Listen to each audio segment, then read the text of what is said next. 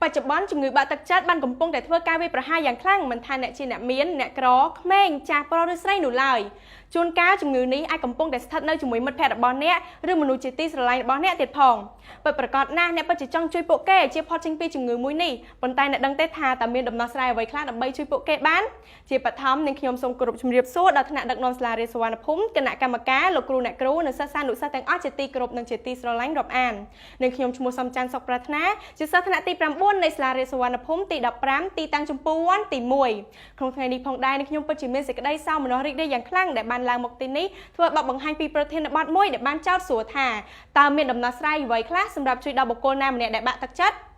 តអង្គវេទិកាទាំងមូលជាទីគោរពមុននឹងឈានចូលដល់ការបកស្រាយអត្ថន័យនៃប្រធាននៃកាន់តែស៊ីជម្រៅសូមអនុញ្ញាតឲ្យរូបនាងខ្ញុំធ្វើការបកស្រាយអត្ថន័យនៃពាក្យកន្លឹះមួយចំនួនជាមុនសិនបើយោងតាមគេហទំព័រ Wikipedia បានឲ្យដឹងថាពាក្យថាបាក់ទឹកចិត្តឬក៏វិបត្តិផ្លូវចិត្តគឺជាដំបៅមួយក្នុងទ្រង់ក្នុងវិញ្ញាណឬក្នុងអារម្មណ៍ដែលគ្មាននរណាម្នាក់អាចដឹងឮឡើយរីឯពាក្យថាដំណោះស្រាយគឺជាវិធីឬមធ្យោបាយសម្រាប់ដោះស្រាយនូវបញ្ហាដូច្នេះប្រធានខាងលើនេះមានអត្ថន័យបញ្ជាក់ថាតើមានមធ្យោបាយមូលដ្ឋានបែបណាខ្លះដើម្បីជួយដល់បុគ្គលណាម្នាក់ដែលមានជំងឺវិបត្តិផ្លូវចិត្តនៅក្នុងទ្រង់ឬនៅក្នុងបេះដូង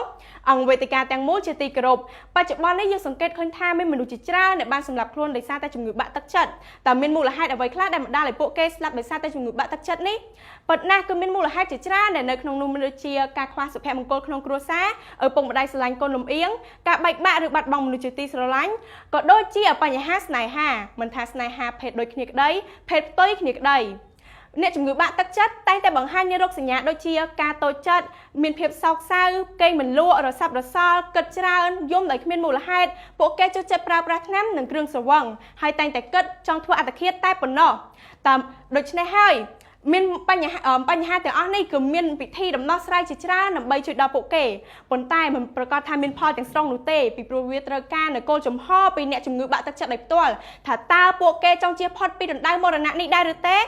អង្គវេទិកាទាំងមូលជាទីគោរពដូច្នេះដំណោះស្រាយមួយក្នុងដំណោះស្រាយជាច្រើននោះគឺវិធីសាស្ត្រសាមញ្ញក្នុងជីវភាពប្រចាំថ្ងៃយើងទាំងអស់គ្នាប្រកាសជាបានអនុវត្តវាជាប្រចាំគ្រាន់តែយើងមិនបានចាប់អារម្មណ៍ថាវាគឺជាចំណុចដែលអាចជួយដល់អ្នកជំងឺបាក់ទឹកចិត្តបានដែលនៅក្នុងនោះមានដូចជាការសម្រាកលំហែកាយអ្នកជំងឺបាក់ទឹកចិត្តអាចអានសៀវភៅស្ដាប់ចម្រៀងក៏ដូចជាការលំហែកាយទៅលេងខាងក្រៅការនិយាយលេងជាមួយនឹងមិត្តភ័ក្តិការលើកទឹកចិត្តទៅកាន់អ្នកជំងឺបាក់ទឹកចិត្តក៏អាចធ្វើបានតាមរយៈការគាំទ្រពីគ្រួសារសហគមន៍ក៏ដូចជាមិត្តភ័ក្តិដែលជាបង្អែកមួយទៅដល់ពួកគេការលើកទឹកចិត្តចំពោះអ្នកជំងឺបាក់ទឹកចិត្តនេះផងដែរក៏គួរធ្វើបានតាមរយៈការផ្សព្វផ្សាយឲ្យទូលំទូលាយដូចជាការផ្សព្វផ្សាយពីសកម្មភាពដែលមានប្រយោជន៍ទោះបីជាសកម្មភាពនោះតូចតាចក្តីដំណោះស្រាយទី2នោះគឺការស្វែងយល់ពីជំងឺបាក់ទឹកចិត្តប្រសិនបើយើងមិនទាន់យល់ច្បាស់ពីជំងឺបាក់ទឹកចិត្តយើងគួរគប្បីយល់ពីជំងឺបាក់ទឹកចិត្តជាមុនសិនព្រោះវាមានភាពងាយស្រួលឲ្យយើងក្នុងការយល់ចិត្តអ្នកជំងឺបាក់ទឹកចិត្តដូច្នេះយើងអាចរៀនសូត្រនិងស្វែងយល់ពីជំងឺបាក់ទឹកចិត្តបានតាមរយៈការរៀនសូត្រនិងសិក្សាពីតាមរយៈគេហទំព័រអនឡាញបរទេសដែលយើងអាចទុកចិត្តបានដំណោះស្រាយទី3នោះគឺការណែនាំពួកគេឲ្យទៅជួបអ្នកជំនាញប្រសិនបើអ្នកជំងឺបាក់ទឹកចិត្តកំពុងតែស្ថិតនៅក្នុងស្ថានភាពធ្ងន់ធ្ងរពួកយើងទាំងអស់គ្នាក៏បីគួរណែនាំពួកគេឲ្យទៅជួបនឹងអ្នកជំនាញទោះបីជាក្នុងប្រទេសកម្ពុជាមិនទាន់មាននៅមន្ទីរពេទ្យចិត្តសាស្ត្រពេញលេញក្តីប៉ុន្តែយើងអាចណែនាំពួកគេឲ្យទៅជួបអ្នកមន្ទីរពេទ្យគ្រូពេទ្យជំនាញតាមរយៈមន្ទីរពេទ្យរដ្ឋធំក៏ដូចជាប្រព័ន្ធអនឡាញយើងអាចណែនាំនិងលើកទឹកចិត្តពួកគេថាវាគឺជាជំងឺមួយដែលអាចព្យាបាលបានក៏ដូចជាជំងឺមួយដែលអ្នកជំងឺមិនគួរសង្ងំនៅម្នាក់ឯងនោះឡើយសរុបសេចក្តីមកវិញដំណោះស្រាយចំពោះអ្នកជំងឺបាក់ទឹកចិត្តគឺមានចំនួន3ដែលនៅក្នុងនោះមានដូចជាវិធីសាស្ត្រសាមញ្ញក្នុងជីវភាពប្រចាំថ្ងៃការស្វែងយល់ពីជំងឺបាក់ទឹកចិត្តនិងការណែនាំឲ្យទៅជួបអ្នកជំនាញជាចុងក្រោយនេះខ្ញុំសូមសំណូមពរដល់ថ្នាក់ដឹកនាំគ្រប់លំដាប់ថ្នាក់ក៏ដូចជារាជរដ្ឋាភិបាលសូមកិត្តគូនិងយកចិត្តទុកដាក់ចំពោះបញ្ហាជំងឺបាក់ទឹកចិត្តដែលកំពុងតែរាតត្បាតក្នុងប្រទេសកម្ពុជានេះពីព្រោះថាវាពិតជាមានផលប៉ះពាល់យ៉ាងខ្លាំងហើយផ្ដល់ឱកាសដ៏ល្អដល់យុវជននៅក្នុងការចូលរួមនៅក្នុងសកម្មភាពក្នុងសង្គមដើម្បីជៀសវាងពីការកើតច្រើននៃជំងឺបាក់ទឹកចិត្តហើយក៏ជាផ្នែកមួយដែលជួយអភិវឌ្ឍនៅផ្នែក